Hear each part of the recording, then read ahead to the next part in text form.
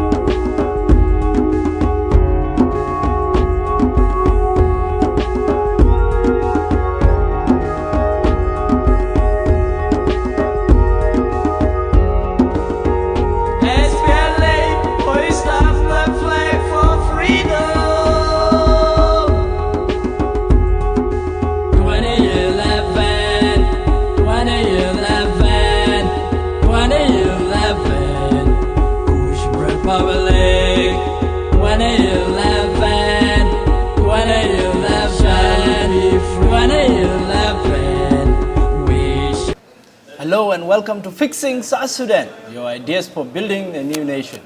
I am Adingor. This week on Fixing South Sudan, a candid conversation about South Sudan-Norway ties. For decades, the Royal Kingdom of Norway has been a keen and generous supporter to the people of Southern Sudan, especially during the 20 years struggle for independence. In 2005, Norway held a mega donor conference in Oslo, where $4.5 billion was pledged for reconstruction of Southern Sudan, seen at the time as a small Marshall Plan. The Norwegian Church Aid and the Norwegian People's Aid had also rendered critical services to the IDPs in the SPLA-liberated areas at a risky time and when there were fewer NGOs operating in the area. NPA was so close to the SPLA-SPLM in the past such that their installations and activities became legitimate targets for the Sudan armed forces. But since South Sudan obtained its independence, the special relationship between Norway and South Sudan appeared to be eroding. Why? What are the ways in which Norway is involved in the country? Can Norway fix South Sudan? Joining us in the show is Norwegian Ambassador and Head of Mission to South Sudan, His Excellency Lars Andersen. Sir, we are elated to welcome you to Fixing South Sudan for the first time. Welcome to the show. Thank you, Mading. Good to have you here. How are you? Yeah. As we said in the introduction, Norway used to support Southern Sudan diplomatically and materially during its struggle up to independence in 2011.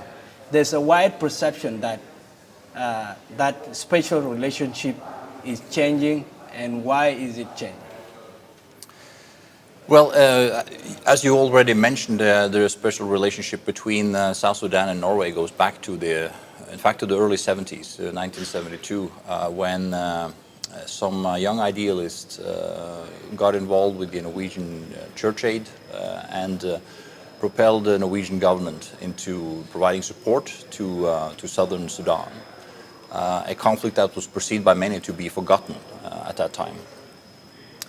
The relationship developed from there into a very strong Norwegian presence in South Sudan towards the end of the late 1970s and the early 1980s, when also Norwegian People Aid got involved, particularly known for its delivery of support to the southern Sudanese during the civil war of Sudan at the time. And primarily based on humanitarian aid and also some development aid from the early start, the relationship developed further into a true, I think, Norwegian peace engagement with Sudan in order to find a solution to the conflict that had been going on for decades at that time as well. Norway teamed up with the UK and the US and formed the Troika, and together that partnership worked out well, I think, for everyone involved, using our different strengths and were able to support the process of getting the various parties together with the sitting government in Khartoum and finding a solution and a way forward. So that process led to the signing of the Comprehensive Peace Agreement in 2005. You already mentioned the pledging of international support that followed through the donor conference. And Norway saw it as one of its main engagement at the time to help South Sudan become a successful, transform itself into a successful region of Sudan or a successful independent country in its own right if it chose to go the road of independence, which it did do in 2011. I think as for Norway, as for many of the international partners and donors, there has been a certain fatigue or disappointment in the developments of South Sudan, watching the young nation tear itself apart only 2 years after its independence. And despite renewed efforts to bring peace to the country in 2015, seeing that unraveling again in 2016, also observing the massive suffering of the South Sudanese people has brought a certain sense of loss of hope, I guess, also in the national community, in that in the country's ability to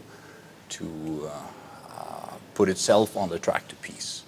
But there has been renewed engagement from both the Troika and from other international partners. And not at least, I would also emphasize the engagement from the region, from the IGAD countries and also other African countries in the wider region, supporting the peace process, which led to the revitalized peace agreement, now being signed on the 12th of September 2018. I would say that where we are at now, there has been, and I think based on experience, a good sense of skepticism to the ability of these same conflicting parties solving their conflict and getting the country back on track. I think it's fair to say that there has been a good deal of skepticism there from many international partners.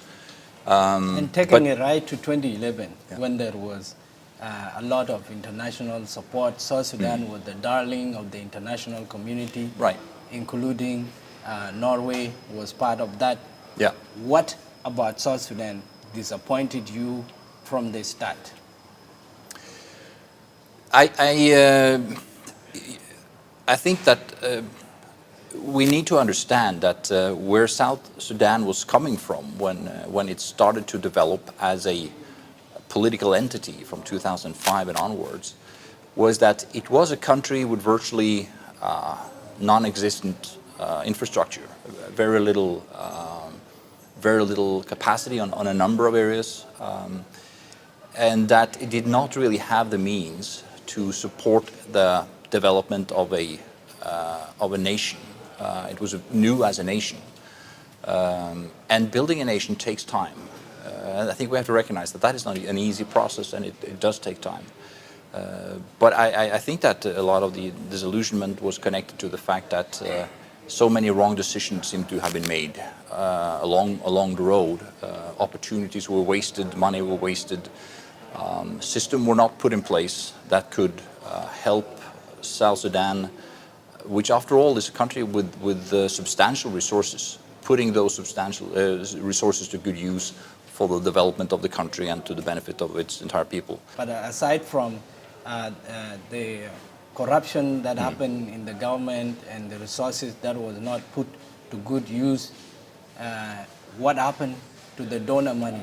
Did it lead to the building of institutions to avoid what later on went on in South Sudan? Conflict erupted. Yeah, I personally can't give you the entire picture of what happened to all the donor money. It was a pledge, and whether all of those money was in the end put forward, that's another question as well. But I think a lot of the money went into capacity, trying to build the capacity that this country needed into a variety of different projects. But unfortunately, many of those projects was initiated when they were never completed. There were structures that was also destroyed during the Civil War. But I think coming from this sense of lost opportunity, that was, I think, there is a wide agreement that there was certainly a lost opportunity in those years following from 2005 and up to the outbreak of the Civil War in 2013. There is always, I think, there's always a new chance for peace. There's never a last chance for peace in a sense, but there is a sense that there is a limit to how many times the same parties can continue to negotiate an agreement, expecting the full support of the international community. I think this time we are ready. And this process has been met with some skepticism by many as well. But Norway has supported the high-level revitalization forum, both politically and financially. And the Troika is also supporting the implementation of this peace agreement.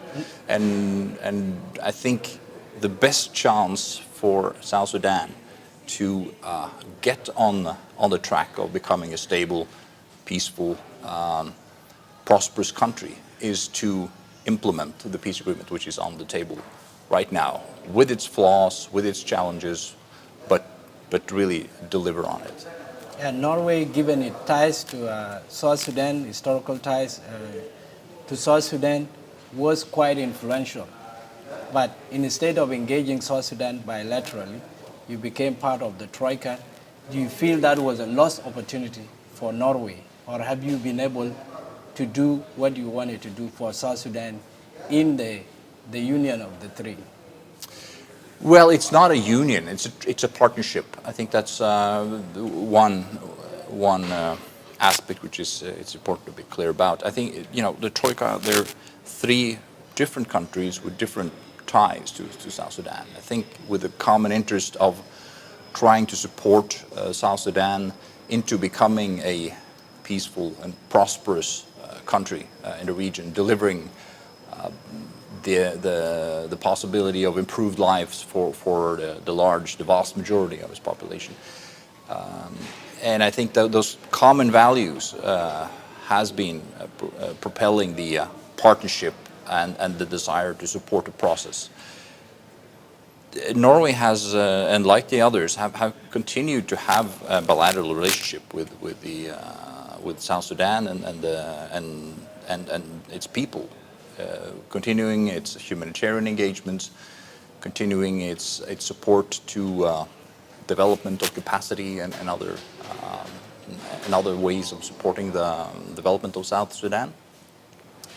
So there isn't, I don't think there is a dichotomy or any kind of, there isn't really a difficulty of combining being part of the Troika and continuing a bilateral relationship. I think the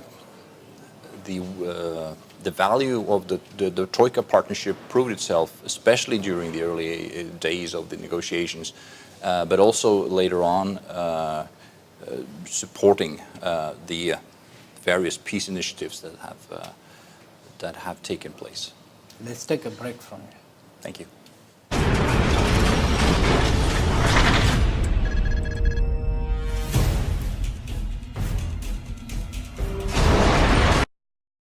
Welcome to Dolco Media Services. We have so many services for you, such as video production, camera hiring, sound system hiring, event management, passport photo, stand-up comedy, printing, drama, music, dance, multimedia, and photography. Dolco Media Services, our culture, our pride. Welcome back to Fixing South Sudan, your ideas for building the new nation. I am Adingor, and with us is His Excellency Lars Andersen, the Norwegian Ambassador and Head of Mission to South Sudan, and we speak about Norwegian support to the people and the government of the Republic of South Sudan. Welcome back to the show. Thank you, Madin. We were talking about the Troika, and there is a hard feeling within the government or some government circles that the Troika has been trying to effect regime change in the country. What can you say about this? I think that is entirely based on a misconception of what these countries are trying to do for South Sudan. There has never been any concept or ambition of a regime change for the Troika, as far as I'm concerned. This is about supporting the development of the country and a change in this country that the people of South Sudan deserves and needs. It's not about changing certain people or certain politicians. It's about getting the change for the country.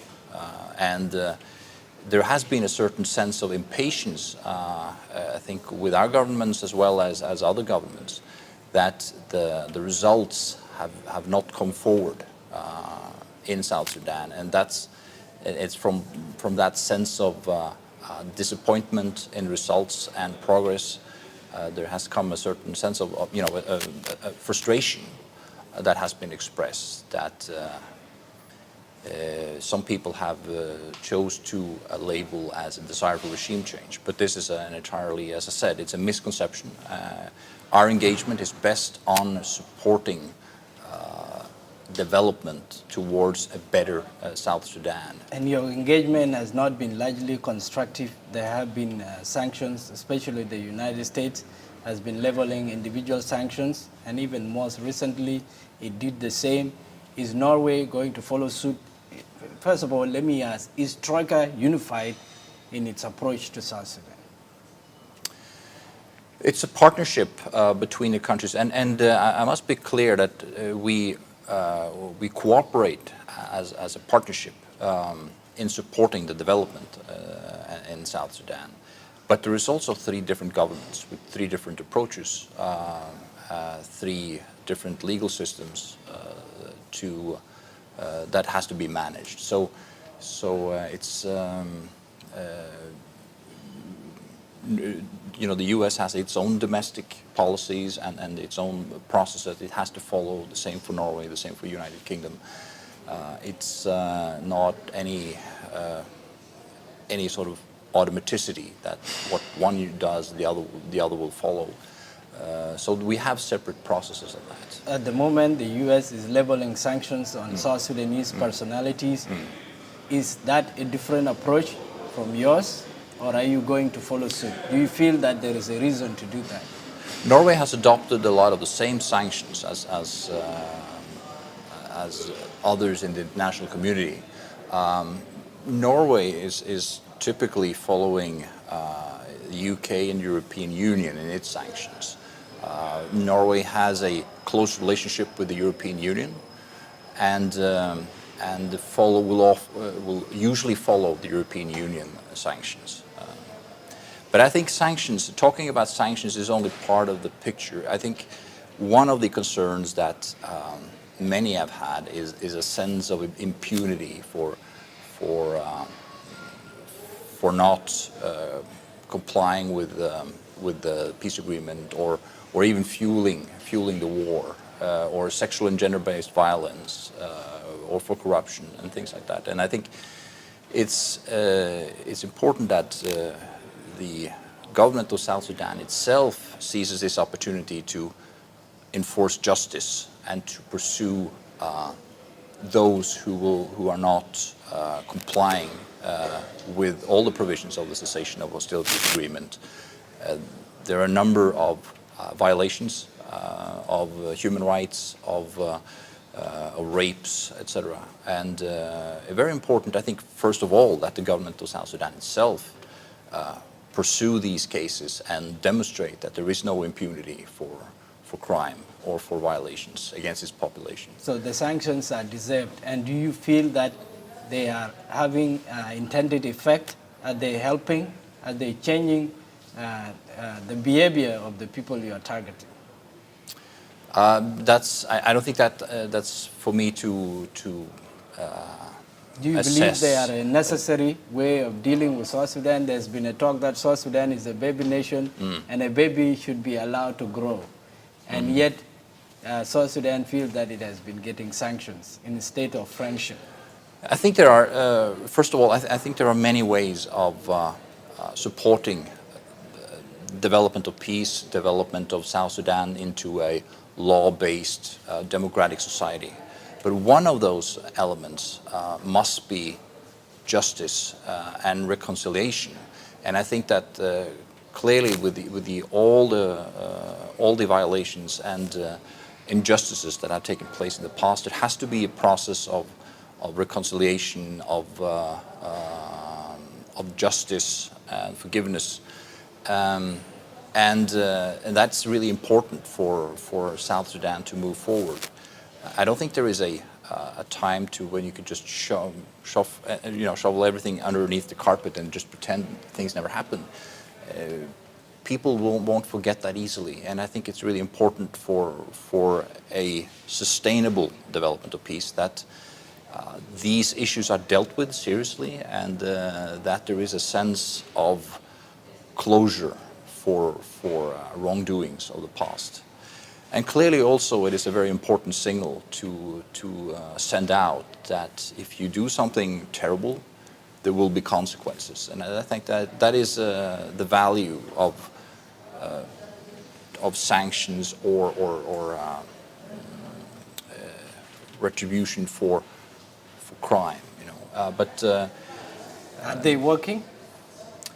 Well, I think it's a very clear political signal that is being sent out. Also, that there isn't, there isn't impunity. You can't, people can't just do anything and get away with it. There is a limit. That's also why there are provisions in the existing peace agreement, the revitalized peace agreement, for reconciliation and for justice as a very important element in building sustainable peace. And on the revitalized agreement, what is the position of Troika on the agreement? Do you support the agreement as Norway and as Troika? Yes, we do, and I think it's important to emphasize that we want this agreement to succeed. That's our engagement is based on supporting this attempt to bring lasting peace to South Sudan. Like I was talking about earlier, there has been a clear sense of skepticism to having the same parties bringing the solution after two failed attempts before. But I think there is a clear understanding that the peace agreement which is on the table is sort of the best effort available made by the South Sudanese parties themselves. And it has been a fairly inclusive process after all. And that's been some of the issues that we have been working on, making sure that the peace process, the peace negotiations were inclusive, not just representing the warring parties, but also bringing on board civil society organizations, women's groups, youth groups, so you would get a broader perspective of society. You want it to be more inclusive. We wanted the peace negotiations to be more inclusive, and we still want the peace process to be more inclusive. So we keep on pushing for the parties to make sure they have a representation of women, for instance, in the bodies that they have committed to. The parties committed themselves to have at least 35% women in the on the top levels of the government. I think making sure that South Sudan is governed by a group of people that represent the entire country is very important in this process. Troika representative at the conclusion of the agreement did not sign on to the agreement. Is that part of the skepticism? That if you sign on, maybe the parties will default back on the behavior of fighting again? I think, first of all, it's important to understand that the revitalized peace agreement is an agreement by and for the South Sudanese parties. It's a South Sudanese agreement. So any signature of witnesses does not have any significance for its validity or its legitimacy. But I would, and I must also say that the Troika, as well as others, did sign several of the partial agreements that was made underway, the Khartoum Declaration, for instance. And there was not a policy decision made not to sign, but during the 12 September signing of the agreement, the parties were negotiating all the way up until the last moment. Nobody had really seen the text before it was put out. So I think it was also a matter of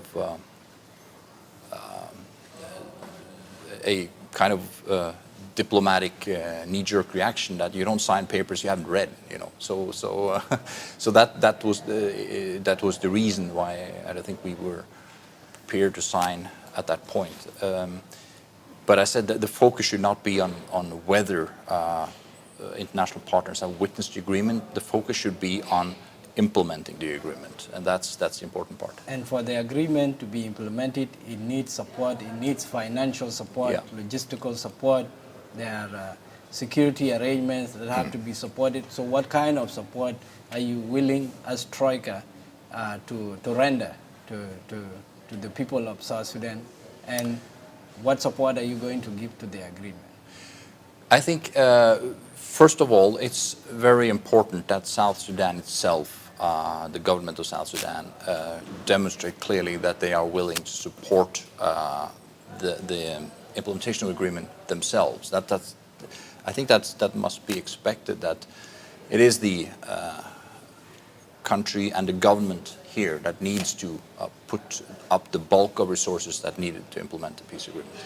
The international community, I believe, is ready to support the efforts, but for the international community to step forward, I think there is a clear perception that we need to see a continued political will of the parties to implement the peace agreement, resulting in a reduced violence on the ground. That's happening, and that's very good. A respect for human rights, that is not so clear is happening. We were certainly concerned about freedom of expression on certain areas. We're concerned about some violations or clear violations of human rights that is not being prosecuted. The people's rights are not protected. So there's quite a lot of work to do there. We're also looking at, to the extent the government and the other parties provide humanitarian access, allow international organizations to move into areas and provide help to people. That is improving. There's still challenges there. There's the element of impunity for injustice that you have concerns, and are you saying that when the government puts in the money, you will equally match the same? No, we haven't made. You got to realize that there isn't a all the donor countries. I'm not talking just for Norway or for other Troika countries. I'm talking about the way that government raise money for development aid or for humanitarian aid. That's a process that usually have to go through the country's parliaments. So there is a process. It takes time. And I think what we are doing, and many others are doing at the moment, is to look at the possibilities of ways we can support the peace agreement forward. I don't think there is any mention of a specific sum of money at this point, but there are many ways of supporting the peace agreement. It could be through capacity to some of the bodies that are involved in implementing the peace agreement. And then obviously, for instance, when there is a large, hopefully there will be a return of refugees from abroad, and that's, I mean, we're talking about 2.4 million people coming back. Huge operation. Still will be depending on massive support, I think, on the humanitarian side. In this program, we speak of fixing South Sudan. Do you believe that Norway is fixing South Sudan, or what are you doing to fix South Sudan or to contribute to that? Yeah, I think we're trying to do our best in supporting the fixing of South Sudan. I don't think there is any one individual country or group of people that will be fixing South Sudan by themselves. It's a joint effort for sure. What will it take to fix the relations between Norway and South Sudan? The souring relation, so I should ask. I don't experience that there are really souring relations. I think there has been clear disagreements about what is useful for peace in this country. I think the ties between Norway and the people of South Sudan they are very strong, and Norway's engagement in South Sudan does not rely on a particular government. It goes to its people, and I think that bond is strong. It's there, and Norway will continue to stay engaged with South Sudan. We would like to support South Sudan into a place where good governance, accountability, and transparency in its own system will lead to a better use of state revenue, of state expenditure, and that the vast resources of South Sudan are being put to good use. But I would also say that I think it's a real misconception to think that the future of South Sudan lies with its oil resources, for instance, or its natural resources. I think clearly, and a case like Norway illustrates that the main asset of Norway is not its oil or its natural resources. The main asset it's people and the development of its people. That's where sort of the true richness of a country. That's Anderson. Thanks for coming to the show. Thank you. Thank you for having me. Thank you.